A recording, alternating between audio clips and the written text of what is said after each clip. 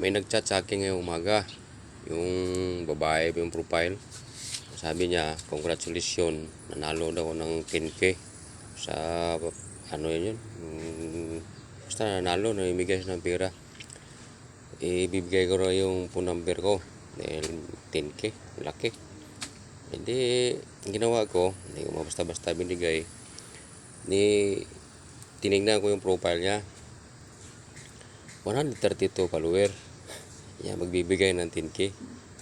Tapos, yun pala, may ibang account din na ganun din nagbibigay. Tinignan ko yung tunay na account ng pangalan, 3.8 follower.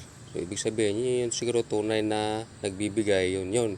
Kasi nakita ko dun sa ano niya, may mga palaro Saka may mga games. May ano nga, nagbibigay ng pera. 4,000, 2,000. Yun, nagtsatsakin. Ganun din ang pangalan. Pero iba ang profile picture. 32 follower. 10K. Ay wala. Hindi ko binigay yung number ko. Sigurado, scam yun. Diba? Kasi kung totoo talaga na siya yun, yung mismong account ng 3.8 million na follower, yung mismong may message sa akin o tatawag. Hindi ko binigay niya. Kung totoo yun, hindi magtatawag. Makikita natin yung mukha. Diba no?